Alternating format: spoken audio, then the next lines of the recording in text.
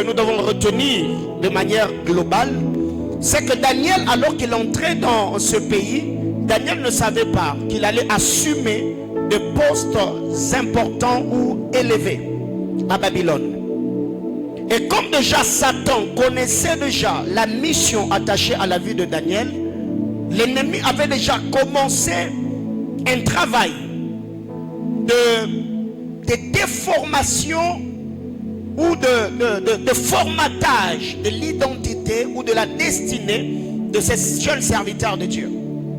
La première des choses, la Bible déclare qu'on devait apprendre aux jeunes gens les lettres et les langues de Chaldéens. Premier piège. Dans cette histoire de Daniel, on devait leur apprendre de langues. Or, nous savons très bien que ici, je crois que c'était le dimanche, je ne sais pas, le dimanche ou le mercredi, nous avons également dit, si nous voulons nous imposer sur terre, nous devons garder le langage de la foi. Et les enfants d'Israël avaient leur manière de communiquer. Ils avaient leur manière de parler. Ils parlaient hébreu, ils parlaient araméen. Et ici, quand ils arrivent à Babylone, on a commencé à les déculturer. On a commencé à les déconnecter petit à petit de leur langage, de leur mentalité, de leur manière de faire ou de leur manière de vivre. C'est que quand le diable voudra attaquer la vie de quelqu'un, parmi les choses que Satan fera, il attaquera d'abord ton langage. Il attaquera d'abord le moyen par lequel le Seigneur passe pour te parler, ou le moyen par lequel le Seigneur passe pour parler à d'autres personnes. Ça veut dire la langue. Et si nous voyons que les enfants d'Israël ont commencé à être déculturés d'une certaine manière, on a commencé à leur apprendre une autre langue qui n'était pas la leur. Et cela déjà c'était un piège, d'une forme d'initiation par rapport à la culture babylonienne, par rapport à la manière dont les gens vivaient à Babylone. La deuxième des choses, c'était le changement de nom. Aujourd'hui, même quand nous chantons, on dit Dieu de Shadrach, Dieu de Meshach, Dieu d'Abednego, mais ces gens ne s'appelaient pas comme cela. Ils avaient le nom hébraïque ou encore les noms sémites, parce que c'était des sémites, c'était des hébreux. Mais quand ils arrivent à Babylone, on a commencé à changer leurs noms. On les a donné d'autres noms. Et tous les noms que ces gens portaient, selon l'écriture que nous venons de lire, étaient les noms des divinités qui régnaient à Babylone. On n'a pas seulement travaillé à changer leur langage ou à changer leur langue, mais on a également travaillé à changer leur nom. Or, nous savons très bien que le nom représente la personnalité, représente l'identité, représente la culture et tout ce qui va avec. Et nous voyons ici, quand ils arrivent, on leur colla les noms de certaines divinités babyloniennes. Ce que ici, c'est le deuxième piège. Nous parlons de transactions spirituelles. C'est le deuxième piège que nous voyons dans cette histoire de Daniel. Un, les apprendre de langue chaldéen et de lettres. Deux, changer leur nom. Après cela, la Bible déclare qu'ils devaient manger le mets de la table du roi. Le mets que le roi mangeait, ils devaient manger ce même plat. Ils devaient manger le même mets.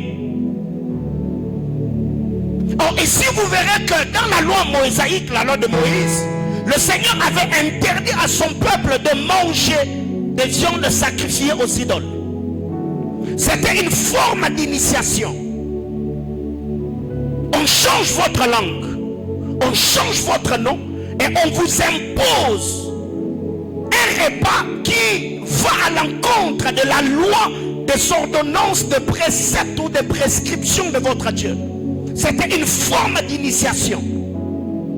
Quatrième piège. Quand vous lisez la parole de Dieu dans Daniel chapitre 3, la Bible déclare on a élevé le statut. Et ceux dont le nom était changé, ceux qui s'approchaient à la table du roi, ceux à qui on avait appris le langue de Chaldéen, devaient maintenant devenir adorateurs des divinités babyloniennes. Vous voyez le cheminement, la manière dont le diable était en train de travailler. On commence à leur apprendre leur langue, on leur donne des noms babyloniens, on les impose une certaine nourriture, mais la finalité dans cette histoire, c'est qu'ils devaient devenir adorateurs de dieux étrangers. 5. Quand vous allez plus loin, Daniel chapitre 5, Daniel chapitre 6, vous verrez que là, il y a également l'édit du roi, ou encore une loi qui est donnée, disant que sur la terre babylonienne, personne d'autre n'allait prier au nom de notre Dieu, si ce n'était au nom du Dieu babylonien. Ou encore invoquer un autre Dieu, si ce n'est le Dieu de Babylone, ou invoquer le nom du roi babylonien. C'est que c'était tout un programme. Que devons-nous faire pour déconnecter ces peuples de leur alliance? Que devons-nous peuple pour les désorienter de leur destinée? Mais ce que j'aime au verset 8, la Bible déclare, Daniel résolu de ne pas s'essuyer. Bien-aimés dans le Seigneur, vous devez savoir, vivre dans la consécration, vivre dans la sanctification est une résolution. Nous l'avons dit le mercredi, je crois le mercredi ou le dimanche. La tentation est une sollicitation, ce n'est pas une imposition. Tu peux dire oui ou tu peux dire non. Tout dépend seulement de la disposition de ton âme et l'état de ton esprit. Daniel ne savait pas, quand il est entré à Babylone, que c'était par lui que le Seigneur allait passer pour libérer son peuple. Alors imaginez-vous, si Daniel s'était compromis, il allait devenir adorateur des dieux babyloniens. L'exaucement de sa prière, il n'allait pas l'avoir. Et bien même la prophétie que le Seigneur avait donnée à Jérémie, il allait y avoir un problème dans le système.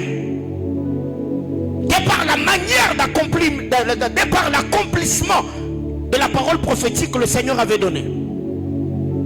Alors c'est que vous devez savoir que le diable, quand il commence un plan ou amorce un processus ou un plan dans la vie de quelqu'un qui appartient au Seigneur, ce n'est pas du coup en claquant le doigt que certaines choses vont automatiquement se passer. Non. Il a commencé par des choses élémentaires.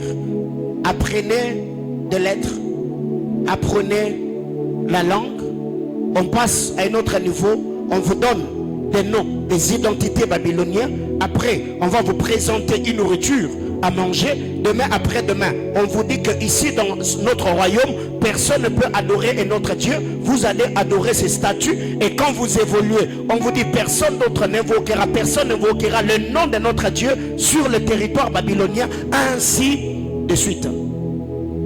Alors, qu'est-ce que je vais nous dire ce soir avant d'entrer dans le vif de mon enseignement? Bien-aimés frères, vous devez faire très attention. Il y a plusieurs personnes, le péché qu'on avait abandonné, en gros, on commence à les récupérer en détail.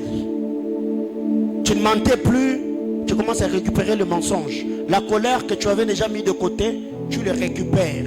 Un peu de calomnie, un peu de moquerie, un peu de blagues déplacées, un peu de vie de prière perdue, et tu verras que petit à petit, le diable sera en train de t'avoir dans son filet, petit à petit, jusqu'à ce que tu perdes la vie de Dieu.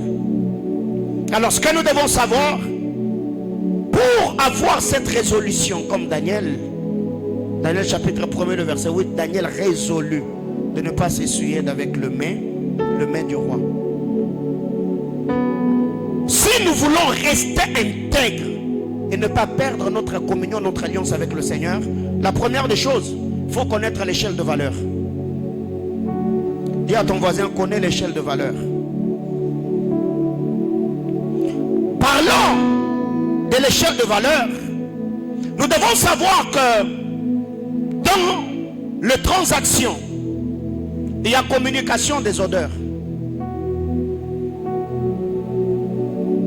Il y a communication des odeurs, il y a communication d'énergie, il y a communication de poids, il y a communication de nature, eh bien, il y a communication des semences. La liste est exhaustive. Dans les transactions spirituelles, il y a ce que j'appelle la communication des odeurs. Il y a la communication d'énergie. Il y a la communication de poids. Il y a la communication de nature. Eh bien, il y a la communication des semences.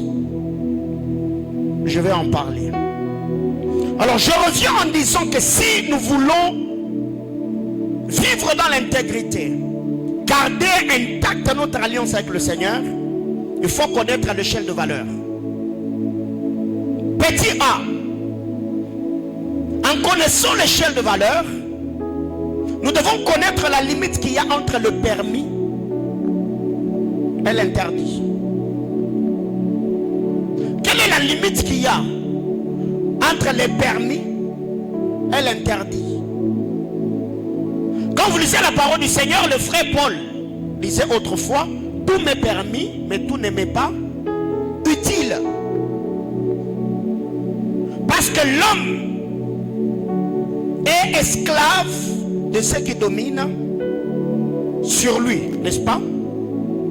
Donc chacun d'entre nous est esclave de ceux qui le dominent, de ceux qui le gouvernent, de ceux qui ont autorité sur lui. Automatiquement, ou autrement dit, chacun d'entre nous est esclave de ceux qui n'arrivent pas à se débarrasser. C'est que s'il y a des choses que tu n'arrives pas à t'en débarrasser, ces choses-là te prendront en otage. Tu finiras par devenir esclave de ce que tu n'arrives pas à mettre de côté dans ton parcours. Il faut connaître l'échelle de valeur. En connaissant l'échelle de valeur, eh bien, il faut arriver par comprendre la limite qu'il y a entre l'interdit et le permis. Petit B. Si tu veux rester intègre dans ta marche avec le Seigneur, il faut connaître le poids que tu as, ou ce que tu vaux dans la balance spirituelle. Il faut connaître ce que tu vaux, le poids que tu as, la valeur que tu as dans la balance spirituelle.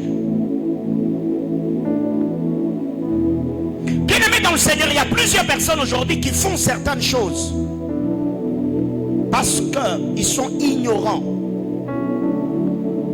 de la valeur qu'ils ont. Les choix que nous faisons révèlent qui nous sommes. Je réitère, les choix que tu fais révèlent qui tu es. Même dans les domaines du choix, le choix du conjoint, c'est lui qui accepte de se marier à X. La personne avec qui tu t'es marié révèle la valeur que tu as. Parce que ta valeur, ce n'est pas ce que tu dis. Ta valeur peut être vue dans la vie de celui avec qui tu t'engages pour le mariage. Je parle à quelqu'un? Alors ceux qui disent que l'amour est aveugle, c'est faux et archi faux. Parce que si l'amour était aveugle, on allait se marier avec celui qui allait se pointer en premier. Pourquoi on est exigeant? Pourquoi pour ceux qui font le choix du conjoint ont certains critères? Moi j'épouserai une femme comme ceci, je veux un homme comme cela. Pourquoi? Parce que ta valeur sera vue dans la vie de celui que tu choisiras comme partenaire de vie. Je parle à quelqu'un? Dis à ton voisin, connais le poids que tu as dans le monde spirituel.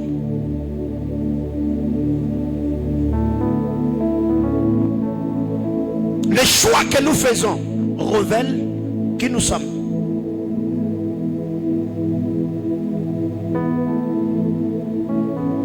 Autre chose.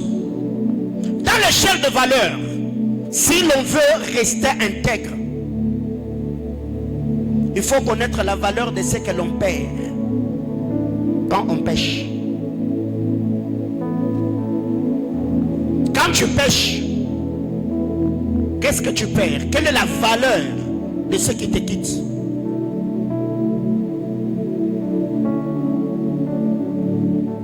Ici, quand je parle de péché, je ne suis pas seulement en train de parler de péché sexuel, non. Même celui qui va chez un féticheur, il va chez un marabout, celui qui est orgueilleux, celui qui est menteur, et tout ce qui va avec.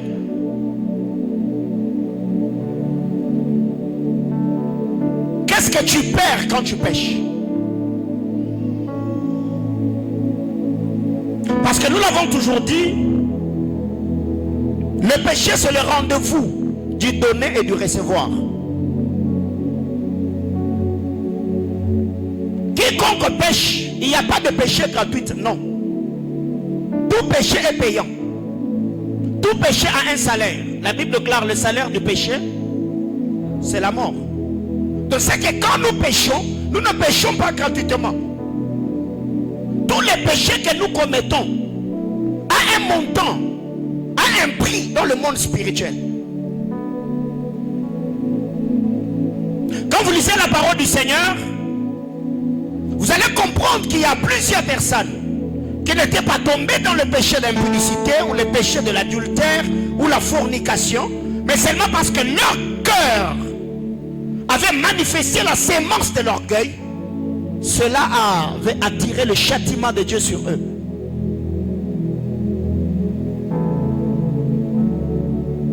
Bien-aimés dans le Seigneur, c'est qu'en ce temps où nous sommes en train de parler de cette série d'enseignements sur les transactions spirituelles, eh bien, il faut apprendre un bon nombre de choses dans l'échelle de valeur. Qu'est-ce que je perds quand je pêche? Quand je fais telle et telle autre chose, telle et telle autre pratique, qu'est-ce qui me quitte?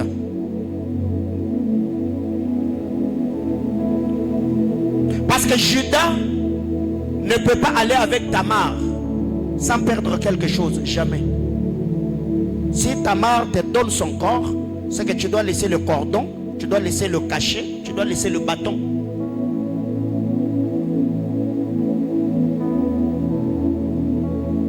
Joseph avait fui, n'est-ce pas? Est-ce qu'il était parti indemne? Non. Il a laissé quelque chose derrière lui. Ça s'appelait la tunique. Alors qu'il était en train de fuir, certes, il n'avait pas péché. Mais là où il y avait le rendez-vous du péché, Joseph a laissé quelque chose. La tunique. Et c'est cette tunique-là qui l'a mené en prison. Une autre chose, si l'on veut rester intègre, il faut voir la laideur derrière ce qui est attirant.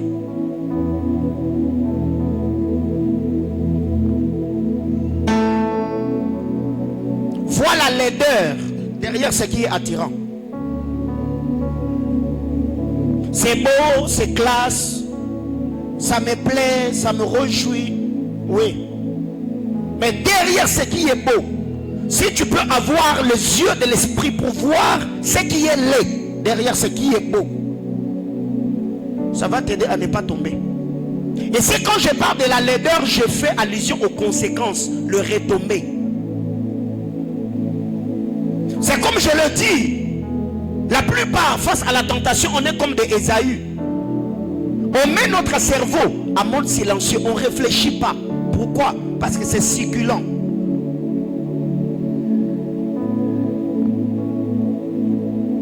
Derrière tout ce qui est beau, en termes de péché, en termes de tentation, en termes de preuve, c'est une beauté maquillée. Derrière, il y a autre chose.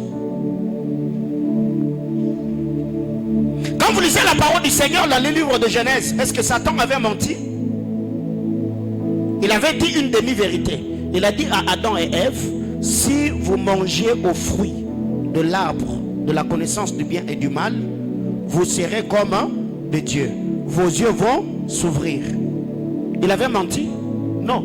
Quand ils ont mangé, les yeux s'étaient où? Ouverts.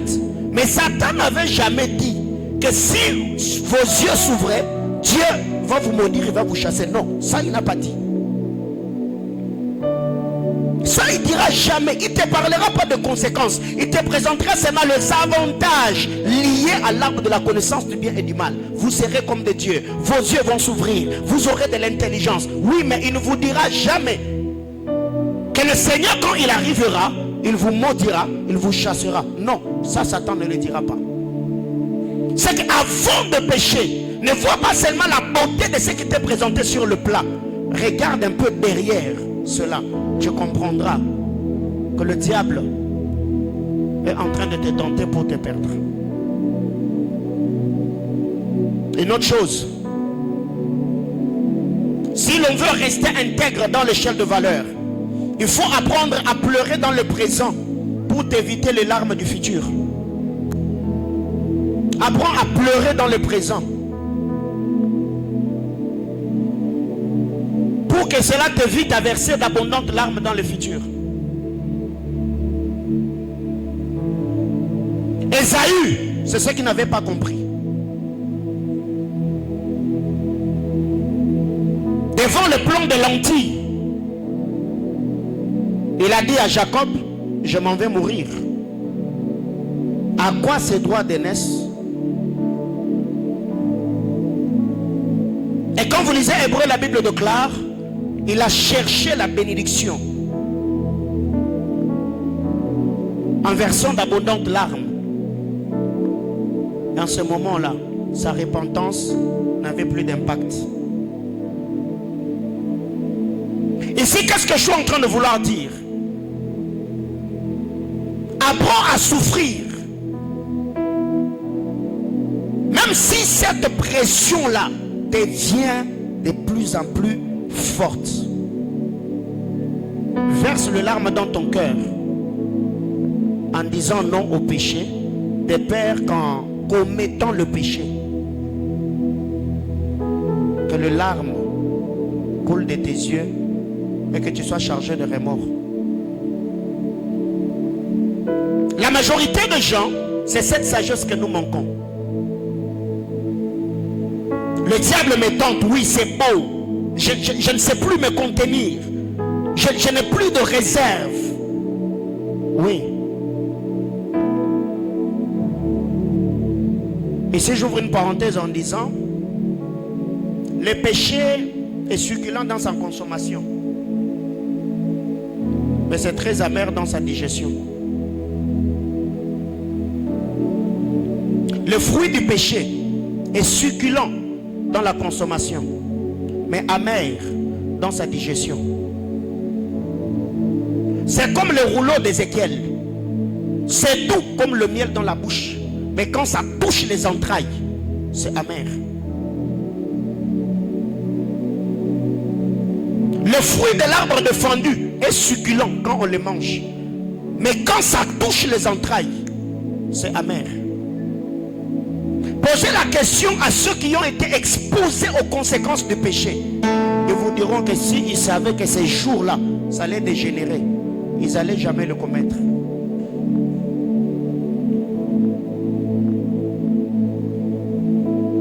Dernière chose dans ces rubriques. Si tu veux t'abstenir et ne pas lâcher prise face à la tentation, pense à ceux qui dépendent de toi. Combien sont attachés à ta vie? Combien comptent sur toi? Et très généralement, c'est quand on est jeune. Tu n'as pas d'enfant, tu n'as pas de femme, tu n'as pas de mari. Tu es sous le toit parental. Tu habites chez un grand frère, tu habites chez une grande soeur. Bref, tu n'as pas de responsabilité. On dit, mais je n'ai personne. Je n'ai pas de responsabilité. Mais tu as des amis. Tu as des gens qui t'aiment. Tu as des gens qui comptent sur toi. Avant de faire certaines choses, pensez un peu à toutes ces personnes qui sont attachées à vous. Pensez à toutes ces personnes qui vous prennent pour des modèles. Pensez à toutes ces personnes qui vous aime sincèrement, qui aime votre amitié, qui apprécie ce que vous êtes. Pensez à ces personnes-là. Si Joseph était tombé avec la femme de Potiphar, tous les Égyptiens allaient avoir de sérieux problèmes. Jacob et tous ceux qui étaient restés à Canaan allaient mourir de faim.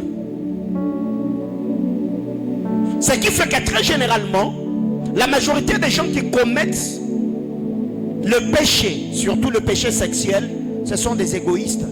Ils ne voient que leur propre plaisir, leur jouissance. C'est eux d'abord, c'est eux d'abord. Mais ils oublient qu'il y a plusieurs personnes qui souffriront si avec le temps, le diable exposait cela.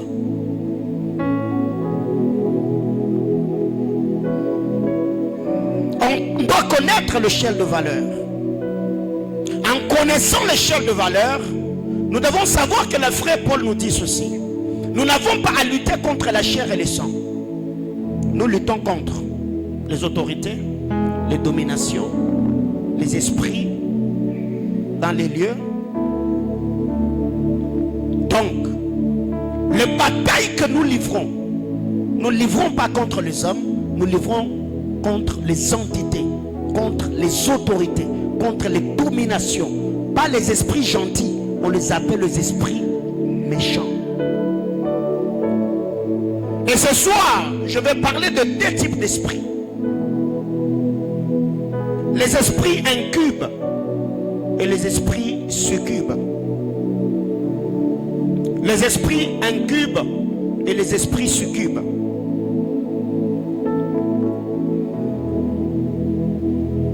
Le mot incube est défini comme le démon mâle qui, dans la tradition médiévale, abusait avec les femmes pendant leur sommeil. C'est ce qu'on appelle aujourd'hui mari de nuit. Ça, c'est l'esprit incube.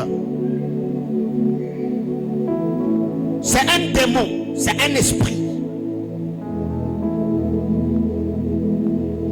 qui abusait avec les femmes dans leur sommeil.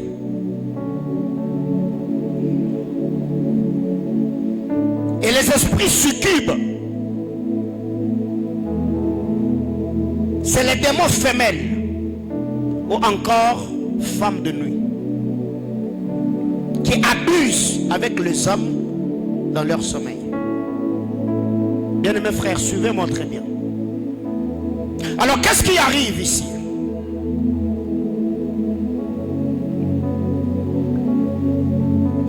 Vous devez retenir ceci, que les esprits incubes ou les esprits succubes, ce sont des esprits qui sont plus possessifs que les humains. Ils sont plus jaloux que les hommes. C'est les esprits qui combattent et détruisent le mariage. Un homme qui est sous l'emprise d'un esprit incube ou d'un esprit succube, il ne vivra jamais sa vraie liberté. Même dans les domaines financiers, un homme qui est sous l'emprise d'une femme de nuit ne percera jamais financièrement. Un homme qui est sous l'emprise d'un mari de nuit n'aura jamais une relation stable. Et il y a certaines personnes qui ont eu des expériences dans le passé. Toutes les fois où vous dormez, vous voyez avoir passé des moments d'intimité avec des personnes que vous connaissez. Cela ne veut pas dire parce que tu as vu dans ton sommeil quelqu'un que tu connais que c'est réellement lui. Peut-être que c'est un esprit, c'est un démon qui a pris l'image de celui que tu connais pour ne pas te laisser suspecter quoi que ce soit, afin que tu puisses diluer la gravité de la chose en pensant non, peut-être c'est les souvenirs du passé, ou encore c'est un événement nostalgique par rapport à ce que j'ai connu dans le passé. Et il y a des gens aujourd'hui qui ont l'âge avancé, ils ne se marient pas. Tous ceux qui viennent dans leur vie finissent par partir. C'est des hommes qui n'ont pas de stabilité dans leurs relations sentimentales. Des femmes qui ne sont pas stables dans leurs relations amoureuses. Et on va de prière en prière, de prière en prière. On coupe le lien, on renverse les autels, on bâtit des autels, on fait des offrandes. Alors que le problème, ce n'est pas d'abord les offrandes que nous donnons, ce n'est pas d'abord les autels que nous renversons, mais l'autel qui doit être renversé. Nous ne l'avons pas encore découvert. Et si je parle à quelqu'un? Ok. Alors j'étais en train de dire ici que les esprits incubes ou les esprits succubes, ce sont des esprits qui sont plus possessifs que les hommes. Ils ont une jalousie extrême. Et partout où ces esprits arrivent, là où ils ont le contrôle, c'est eux qui prennent possession de la vie ou de l'esprit de la personne. Alors qu'est-ce que nous devons retenir? En parlant des esprits, les esprits ont le cœur de leur royaume. Ils n'ont pas le cœur semblable au cœur des hommes. Ils ont le cœur, le royaume de leur appartenance.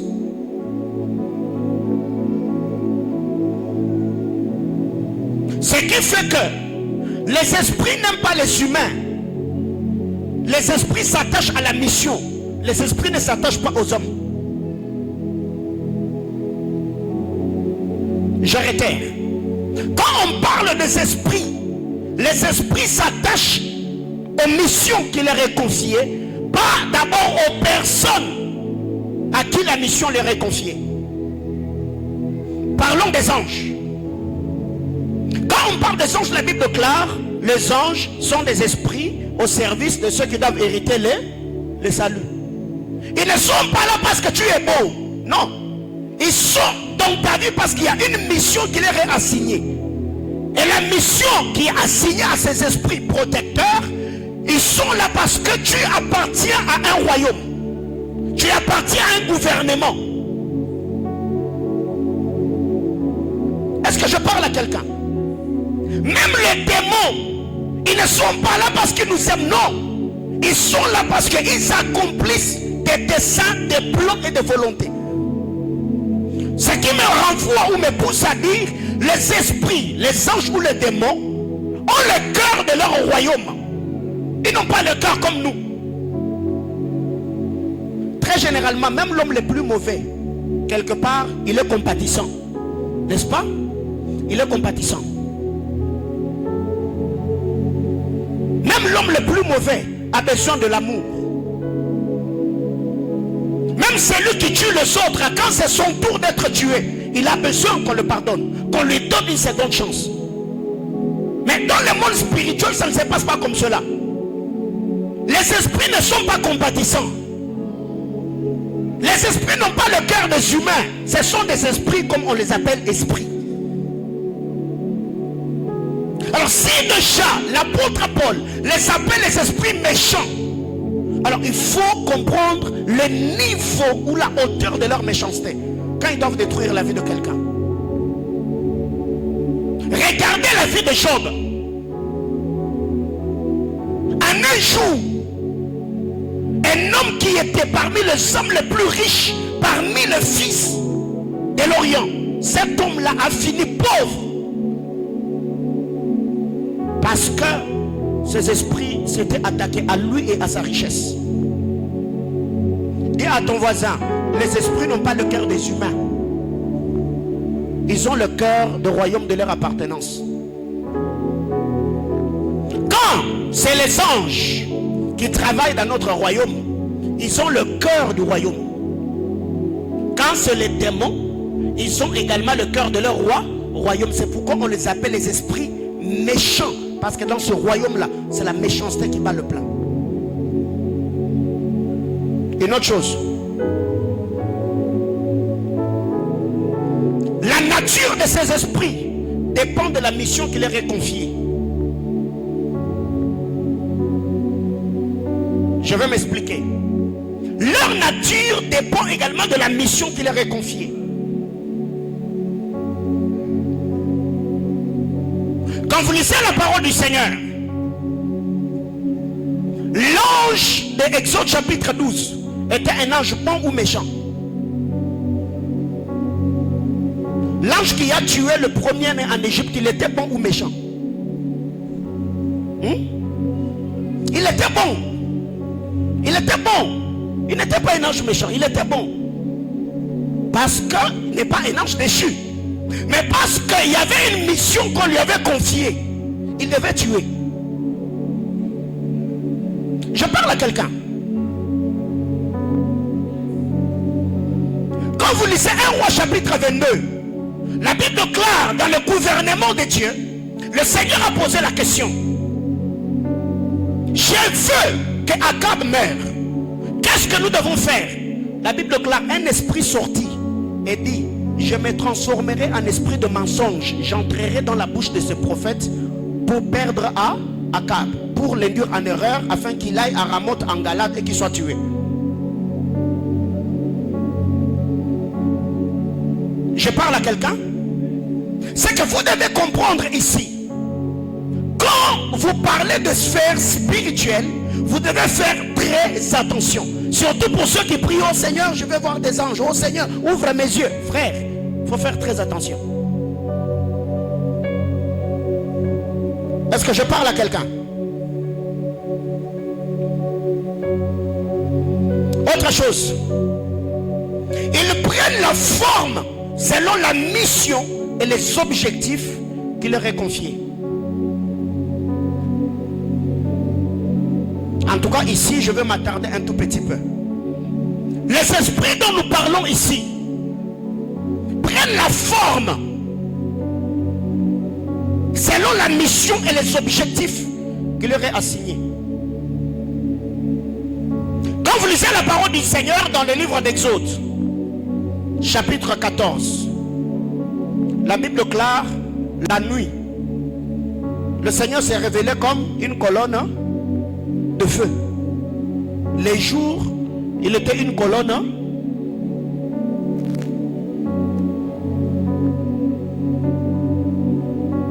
Quelqu'un a compris? C'est que c'est un être qui changeait de forme. Et même quand vous lisez la parole du Seigneur, la Bible déclare, entre les Égyptiens et les Israélites, il y avait un ange. D'un côté, c'était la lumière. De l'autre côté, c'était le ténèbre. Il fait de ses anges, de ses serviteurs, de ses anges. Or, vous êtes lecteur de la Bible, non? Il fait de ses messagers de vent et de ses serviteurs une flamme de feu. Ok. Même dans le monde de ténèbres, un esprit peut venir dans ta maison sous forme d'un cafard, sous forme d'un lézard, sous forme d'un chat, sous forme d'un hibou. Mais il n'est pas hibou. Mais parce qu'il doit prendre un corps lui permettant d'avoir accès dans ta maison, il peut se transformer en cafard parce que vous avez fermé toutes les portes de la maison, mais lui doit entrer. Il se transforme en cafard. Pas, il faut filer quelque part. Il entre, il exerce la mission. Dès qu'il finit, il sort, il se transforme. Pas, il part. Je parle à quelqu'un? Est-ce que quelqu'un me comprend jusqu'ici? C'est que ces esprits dont nous sommes en train de parler, ils prennent la forme selon la mission. Ce qui fait que chez vous, je ne sais pas, aujourd'hui, ces sorciers-là, apparemment, ils sont devenus un peu trop civilisés. Dans le temps, nous, quand on grandissait, il y avait vraiment des hiboux. Quand vraiment les hiboux se mettent à hurler, vous savez, là, non, ça, c'est pas les cris des hiboux, là. Aujourd'hui, peut-être, je ne sais pas, ils sont un peu dans des quartiers un peu reculés, là. Mais en ces temps-là, il y avait vraiment des hiboux. Alors ici, vous devez comprendre que les esprits peuvent prendre n'importe quelle forme pour accomplir une mission.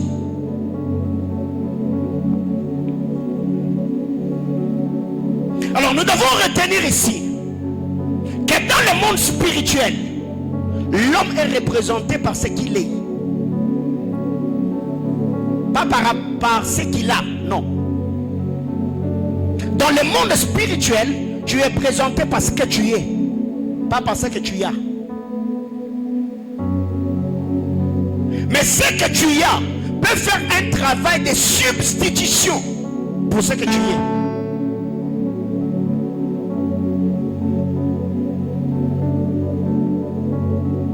Qui est l'homme? L'homme est la sémence. Je parle à quelqu'un? L'homme est la sémence. En réalité, dans l'homme, c'est pas le corps, c'est pas les avoirs, c'est pas le matériel. En réalité, dans l'homme, c'est l'esprit. Son essence, en réalité, dans l'homme, c'est l'esprit. Quand vous lisez la parole du Seigneur dans l'histoire de notre père Adam, Dieu a créé l'homme avant que Caïn et Abel ne naissent. La Bible déclare: l'Éternel bénit l'homme et dit: soyez féconds, n'est-ce pas? Multipliez et remplissez la terre. Adam a touché à l'interdit. Quand il entend la voix du Seigneur dans le jardin, c'était quoi le premier réflexe d'Adam? Il est allé se cacher, n'est-ce pas? En se cachant, il a fait quoi? Il a pris les feuilles de figuier, il a fait la ceinture et il cacha ses reins. Pourquoi Adam a caché ses reins? Or, dans le jardin d'Éden, Adam n'a eu que des tenues. Première tenue, confectionnée par lui-même. Le feuille de figuier, il a couvert. Quand le Seigneur arrive, il a enlevé la tenue d'Adam, il a fabriqué une autre tenue avec la peau de l'animal prophétique, il a couvert l'homme. Adam a eu combien de tenues? 2, n'est-ce pas? Quand Adam sort du jardin, dans les entrailles d'Adam, où les reins d'Adam a fait sortir ces 2 espèces, Caïn et Abel. Caïn était qui? Cultivateur. Parce que le rein d'Adam avait touché les feuilles de figuier. Je parle à quelqu'un? Adam est sorti, Caïn est sorti cultivateur. Parce que la première tenue qu'Adam avait mis était le feuille de figuier. Quand Abel est sorti qui? Éleveur. N'est-ce pas?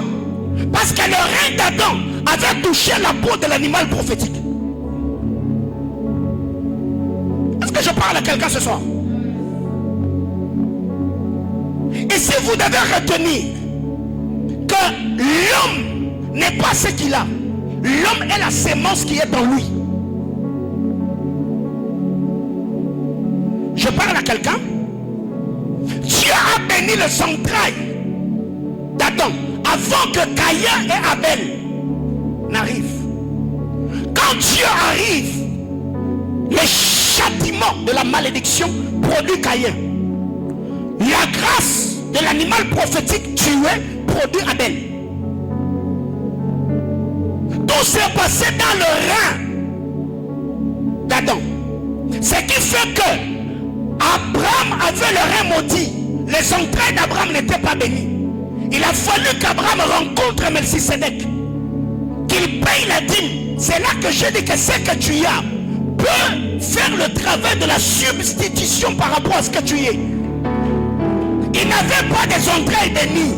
Les entrailles d'Abraham étaient maudites parce qu'il sortait de Charan. Il sortait de la Mésopotamie. Son père était un idolâtre. Mais il a fallu qu'Abraham utilise ce qu'il avait pour recevoir une bénédiction pour ce qu'il était, ou ce qu'il devait venir, ou ce qu'il devait devenir.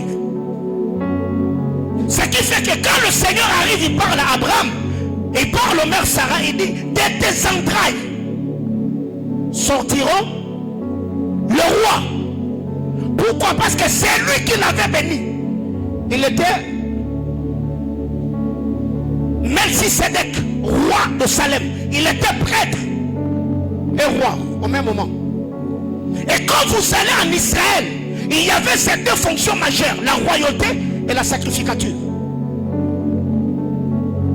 C'est que tu dois savoir, dans la spiritualité, tu n'es pas ce que tu as. Tu es d'abord ce que tu es. Mais si ce que tu es ne vaut pas, tu peux utiliser ce que tu as pour avoir ce que tu dois être. On parle de la loi de la substitution. Je parle à quelqu'un? Est-ce que quelqu'un m'a compris jusqu'ici? Adam a couvert ses entrailles pour sécuriser sa postérité. C'est qu'un homme qui aime sa postérité, excusez-moi le terme, ne se déshabille pas n'importe comment. Alors déjà, quand tu es jeune garçon, tu es jeune fille, tout celui qui se présente, tu pars avec lui. Non, tu es en train de te maudire ta postérité. Tu es en train de maudire ta descendance. Tu es en train de maudire ta progéniture. Je réitère encore en disant, dans le monde spirituel, l'homme n'est pas ce qu'il a. L'homme est d'abord ce qu'il est. Mais tu peux utiliser ce que tu as pour donner du poids à ce que tu es. Je parle à quelqu'un?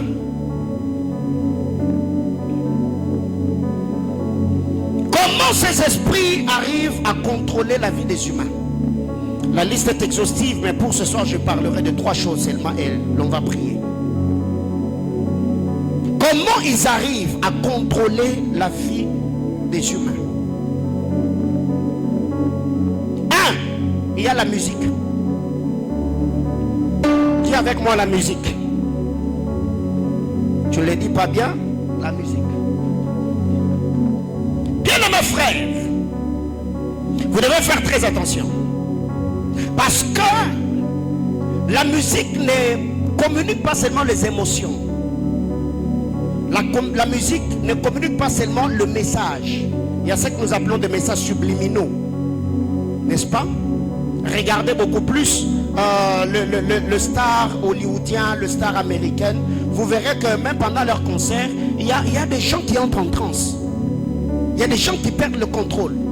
J'ai déjà vu dans un concert, excusez-moi le terme, je crois que c'était des séquences sur Facebook où les hommes de Dieu étaient en train de décortiquer comment est-ce que les musiciens envoûtent les gens. On a vu quelqu'un qui était en train de se soulager, il faisait le petit besoin sur le public et les gens avaient la bouche ouverte en train de pleurer et lui était en train de se soulager là, devant eux. N'avez-vous pas vu quelle est l'énergie que Michael Jackson dégageait quand il entrait en scène? Récemment, je suis tombé sur une vidéo. Il y a un jeune là, on l'appelle, je ne sais pas, Rema ou Rama, quelque chose comme ça. Il faut voir la manière dont on a décoré le podium. Vous sentez vraiment que ça, c'est vraiment une sorcellerie pure et simple. Il y a certains concerts, même le concert chrétien, quand vous y allez, vous sentez vraiment qu'il y a une présence concentrée. Alors si déjà, même nous quand nous chantons dans cette église, il y a des cultes comme ça, ou quand la chorale chante, vous sentez pas qu'il était assis, automatiquement tu ne te rends pas compte comment tu te retrouves debout. Qu'est-ce qui t'a poussé t'agenouiller? Qu'est-ce que tu as senti dans ton âme ou dans ton esprit pour verser de larmes pendant qu'un chant est en train d'être chanté? Qu'est-ce que ça te fait quand tu entends ces sons-là? Ça te fait quoi? C'est qu'il y a plusieurs personnes qui ont été possédées par des mélodies, par le son. C'est ce qu'on appelle dans la spiritualité le mystère des ondes. Et même quand vous lisez la parole du Seigneur, le psalmiste nous dit, un flot appelle au bruit de tes ondées. Le mystère des sons. Alors, écoutez ceci. La musique ne véhicule pas seulement un message, mais aussi chaque mélodie communique un esprit. Il y a la communication des messages et la communication des esprits. Et quand je parle de messages ici, il y a des messages subliminaux qui sont cachés. derrière certaines mélodies. La musique que tu écoutes le plus révèle l'état de ton âme, de ton tempérament. Il y a des gens jusqu'ici, eux, ils aiment les douces mélodies. Une musique douce, ça les berce, ils se sentent bien. Parce que tu aimes cette musique-là, automatiquement, on n'a pas besoin qu'un médecin vienne te diagnostiquer. On peut comprendre que tu es mélancolique, tu es flegmatique. Et les gens qui sont bouillants, ils aiment un peu. On sent qu'il est sanguin. Voyez-vous? Et moi, la majorité de mes amis, on m'appelle souvent le prophète folklorique. Parce que j'aime ça, les Amina, les Iyabé. Vous voyez un peu ce genre de musique-là. Ça berce mon esprit. Alors déjà, le type de musique que tu aimes révèle l'état de ton âme. Peut révéler ton tempérament. Tu es de quel tempérament? Par la musique. La musique que tu entends est un consentement et une invitation. Parce que déjà le fait d'accepter de suivre cette musique-là, c'est que tu consens.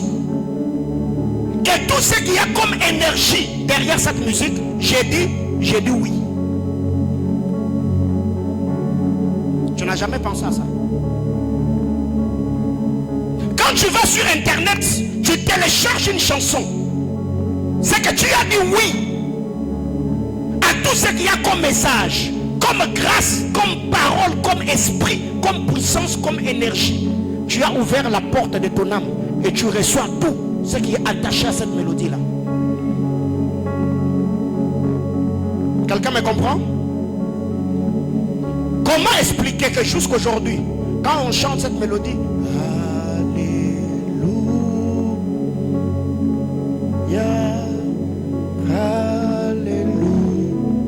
c'est simple, n'est-ce pas? Mais il y a une énergie comme ça. Quand on les chante, tu sens qu'il y a comme tous les pores du corps qui sont activés. Pourquoi? C'est une mélodie. C'est quand tu les chantes, tu ouvres ton esprit. Ce n'est pas seulement un consentement, c'est mais aussi une invitation.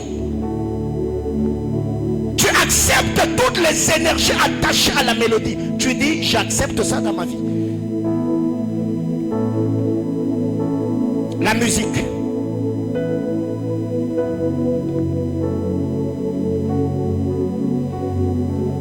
Par la musique,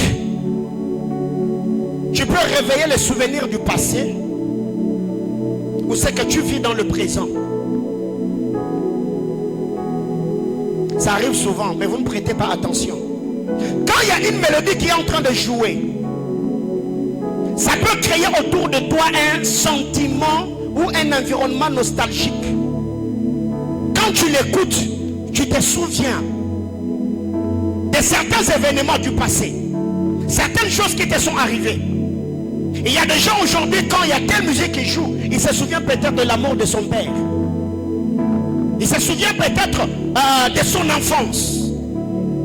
Alors c'est que le problème est que toutes les fois où tu connectes ton esprit à un son, il y a des souvenirs qui sont réveillés dans ton âme. Moi, il y a des chants aujourd'hui, quand ça joue, je me dis, à cette période-là, quand cette chanson jouait, j'étais dans tel quartier, j'habitais telle commune, j'ai traversé tel événement. Mais aussi, il y a d'autres musiques, quand ça joue maintenant, là, ça révèle les situations présentes ou des situations actuelles, la réalité auxquelles tu es confronté. Et toutes les fois où ton esprit est connecté à ces mélodies-là, tu es comme en train d'inviter dans ta vie toutes les énergies positives ou négatives attachées à la mélodie dans ta vie.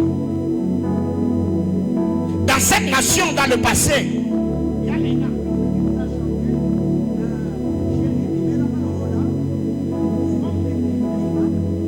on a vu des gens chanter. On a chanté ça. Pas nous, hein. Eux, ils ont chanté ça. Parce que moi déjà à l'époque, j'étais déjà prophète, j'étais déjà serviteur de Dieu. Il y a des gens qui ont chanté.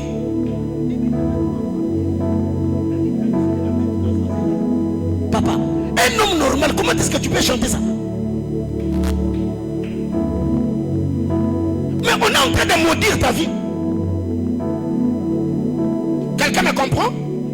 Un jour à Kinshasa, je crois, avant, je ne sais pas, avant que je ne vienne ici, je quittais l'Embassa Longo où j'habitais, j'allais au centre-ville. À l'époque, je n'avais pas de véhicule, hein, à Kinshasa, je n'en avais pas. Et pendant que j'étais en train de partir, il y a un prédicateur dans le bus qui était en train de prêcher. Et je ne sais pas comment il a fait. Il a fait la compilation de certains chants. Il était en train de parler, bien sûr, de jeunes Guinois qui s'enivraient, qui passaient tout leur temps à prendre de l'alcool et tout. Il dit, mais la musique qui joue pendant que vous vivez est en train de vous maudire. Il dit, quand tu es en train de prendre de l'alcool, il y a un musicien qui dit, Orozala bongo, Berotikala, oye. Tu vois? Donc, le prédicateur disait, dans son homélie, que c'est une forme de malédiction. On est en train de te dire, toi, ta vie est liée à l'alcool. Tu vas boire et tu vas rester là comme cela. Et il ajoute pour dire, et après quand il m'a dit en te disant, Osala bongo, Orotika la boye, quelqu'un d'autre viendra ajouter en disant, vous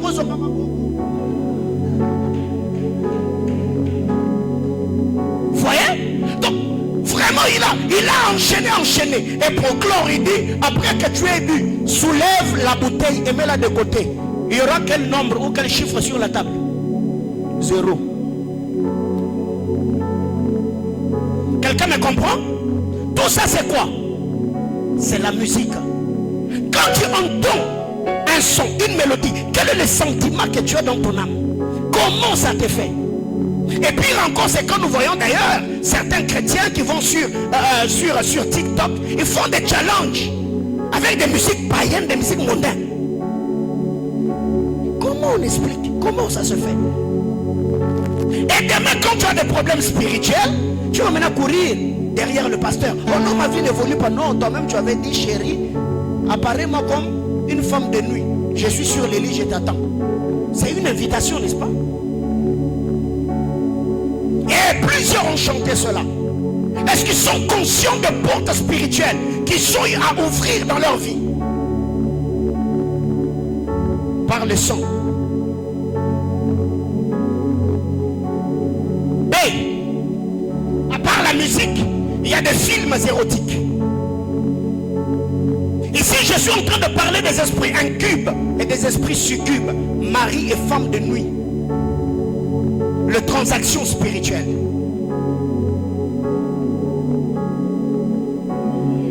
Il y a des films érotiques.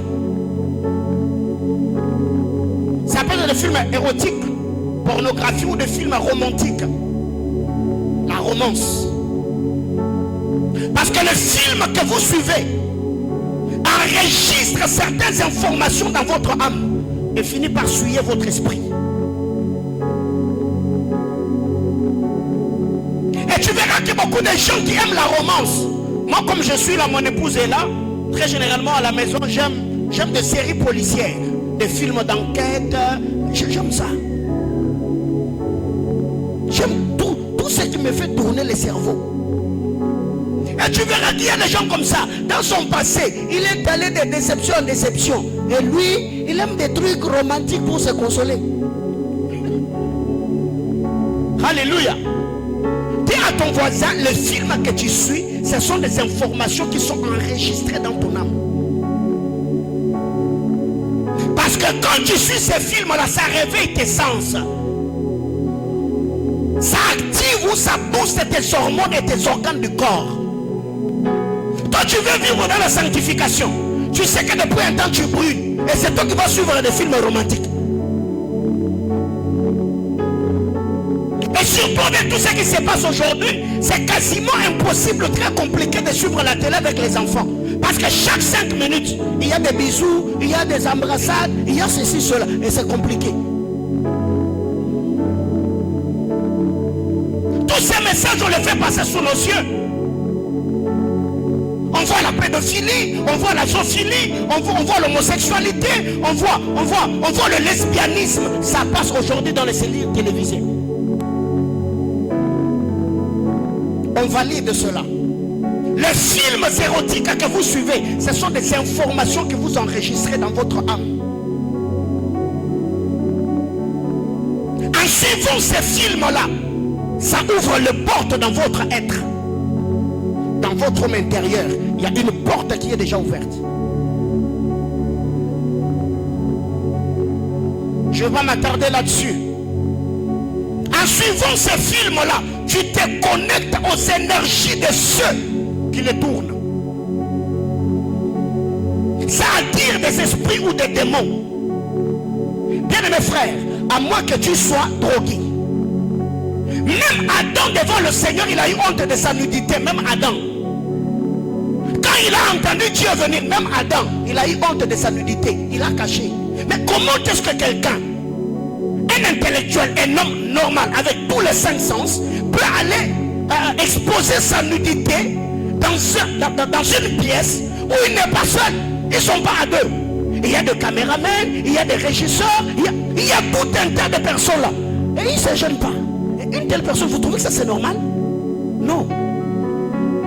Et tu vois quelqu'un qui parle en autre langue, dans sa chambre, comme un sorcier. Il est là, avec des écouteurs dans les oreilles, en train de suivre.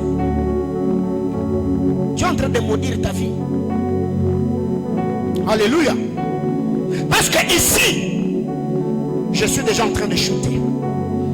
Petit C. Ces esprits peuvent être attirés dans notre vie ou dans nos vies par la voie sexuelle.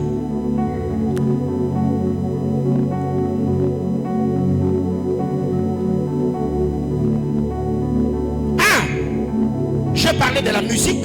2, des films érotiques. 3, par la sexualité. Et si parlons de la sexualité, retenons que tu es celui avec qui tu couches.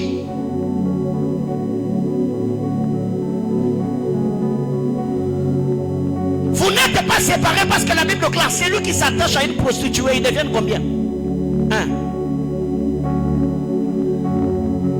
Tu es celui avec qui tu couches. Parce que par l'acte sexuel, il y a la loi de l'identification ou la loi de la ressemblance.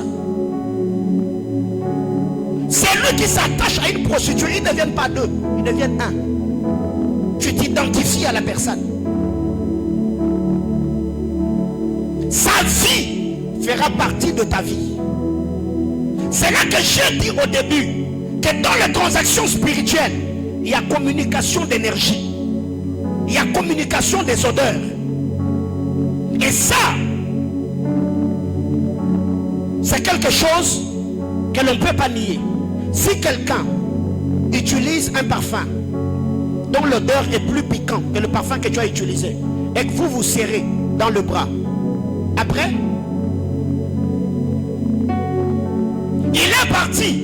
Mais ce n'est pas parce qu'il est parti qu'il est parti. Il est parti, mais son odeur est restée sur tes habits. Oh, chacun d'entre nous, même dans le monde spirituel, on peut être identifié par l'odeur corporelle. Je parle à quelqu'un. C'est que quand tu pêches, tu passes à l'acte sexuel avec quelqu'un, il y a communication d'énergie. Pas seulement communication de sémences, non. Il y a communication d'énergie. Il y a communication d'odeur.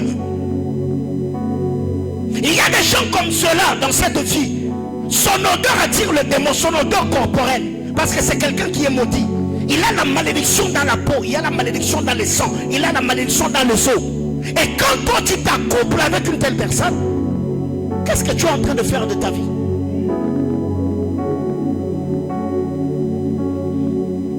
Je chute en disant ceci.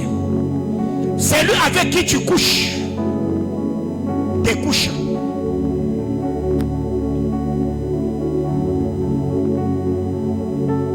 J'arrêtais. C'est lui avec qui tu couches. Il te couche. Ça veut dire il met ta destinée au tapis. Il met ta vie par terre. Donc si tu vois quelqu'un te courir derrière pour que vous puissiez tomber avec lui, dis-toi, il ne t'aime pas. Il est ta vie, il est ta destinée, il est ta progéniture, il sabote tes sacrifices. Mais par moment on pense que les gens nous courent derrière parce qu'on est beau, parce qu'on est joli, parce qu'on sent bon, parce qu'on est bien habillé. Tous ces hommes-là qui vous courent derrière ne vous aiment pas. Je ne parle pas de ceux qui vous courent derrière pour le sérieux, pour te marier. Alors là, il ne faut pas dire, oh non, non, tu es en train de me courir derrière. J'envoie le feu, fire. Tu vas envoyer fire sur l'homme qui va te délivrer du célibat. Donc je parle de ceux qui nous courent derrière avec des intentions malsaines. Je parle à quelqu'un. Alors, je m'arrête là pour ce soir. On prie. Dernière rubrique dans 2 petites minutes. Comment cela se fait? Cette transaction des esprits incubes et des esprits succubes. 1. Ça peut se faire consciemment ou inconsciemment. Ça peut se faire de manière consciente ou de manière inconsciente. Qu'est-ce que je suis en train de vouloir dire ici? Ça peut se faire directement ou indirectement. Tu consens, tu acceptes, ça entre. Ou ça peut entrer dans ta vie par le contact de contact. Il y a des lieux où quand tu arrives, c'est un lieu dédié aux puissances démoniaques. Je prends un exemple, une terrasse, une boîte de nuit, un hôtel et tout ce qui va avec. Quand tu entres, consciemment ou inconsciemment, tu consens, tu connectes ton esprit à cet hôtel-là et ça peut pourrir ta vie. Petit B, par la loi de l'offre et la demande. Par la loi de l'offre et de la demande, tu seras en train de faire appel aux esprits. Quand vous allez, ceux qui se tiennent sur... C'est la loi de l'offre et la demande, n'est-ce pas? Ouais. La loi de l'offre et la demande.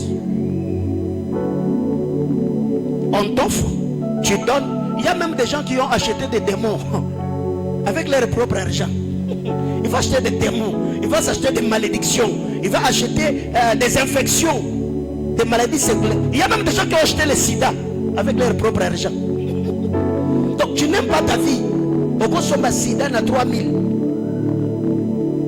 Vous voyez ce que ça fait? Ces démons peuvent déranger notre vie par la loi de l'offre et la demande. Je peux pas, je brûle, je peux pas, je peux pas me contenir. Et tu vas comme ça, bah, c'est ta vie qui est pourrie. Dernier point, par le port du corps.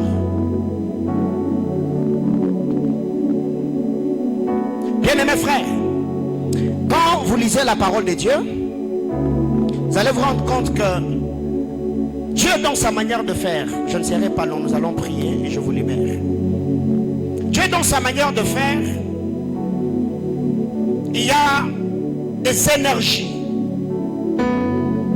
L'homme est constitué de plusieurs portes sur le corps. Les pores ici. Les pores du corps. Ce qui fait que tu peux être quelque part, un événement arrive. Directement, tu as ce qu'on appelle chair de poule. Par le port de ton corps ici, un démon peut te posséder. Parce qu'il y a des esprits, on en parlera je crois peut-être dimanche ou la semaine. Il y a des esprits qui polluent l'air. Même l'air que tu inspires.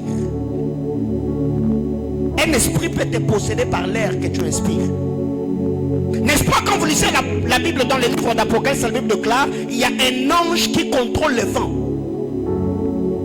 Or nous savons que là où il y a un ange placé, l'ange en chef n'est pas seul. Il y a tout un bataillon attaché à lui qui travaille dans sa juridiction. Ce qui fait que quand on parle de Michael, Michael est l'ange qui est présenté, ou la face dominante. Il est l'ange en chef. Mais derrière lui, il y a toute une bataillon. Il y a plusieurs êtres sous sa juridiction, sous son autorité, qui travaillent avec lui. Un bataillon. Un bataillon. Un bataillon. Ok. Un bataillon. Prends ce que tu veux. Alléluia. Alors, Il y a des êtres comme cela. Alors si il y a un ange qui contrôle le vent, qu'est-ce qui va se passer? Si le vent, l'air que tu inspires, il y a tout un ange ou un bon nombre des êtres spirituels qui travaillent, qui contrôlent le vent.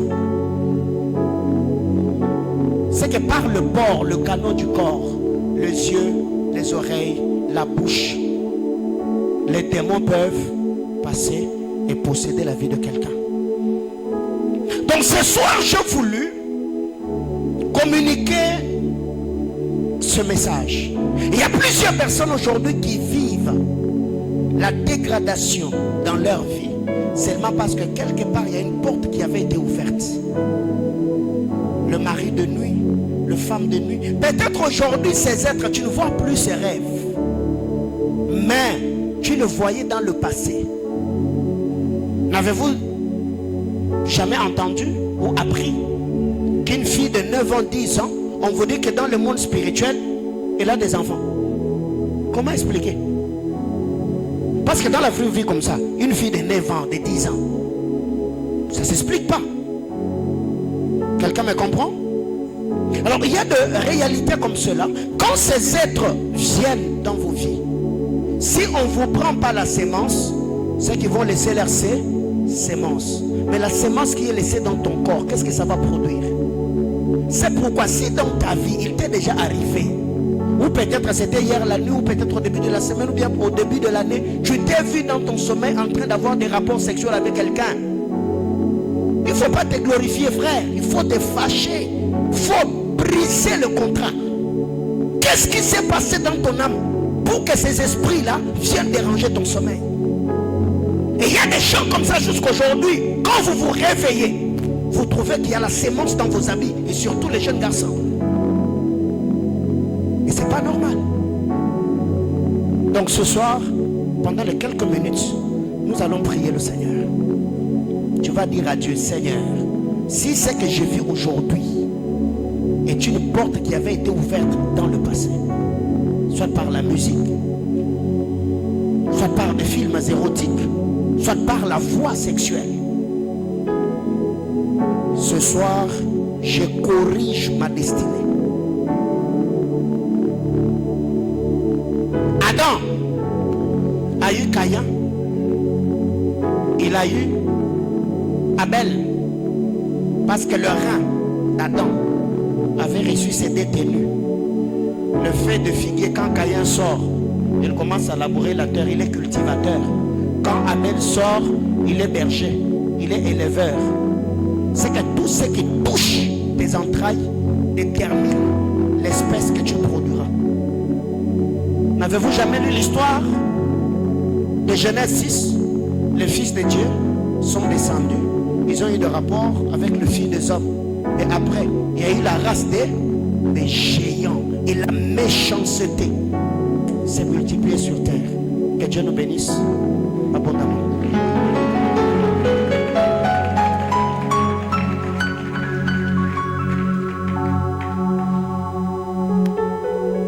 Si après un tel enseignement, tu sors sans même dire un mot à Dieu, c'est que tu n'es pas sérieux. Si après un tel message, tu regardes l'heure, tu te dis, bon, on a déjà débordé de 5 ou 10 minutes, et tu ne fais pas une prière même de 30 secondes ou de 1 minute avant de sortir, c'est que tu n'es pas sérieux. Alléluia. Lèvons-nous s'il vous plaît. Nous allons prier. Moins de 5 minutes, et je vous libère.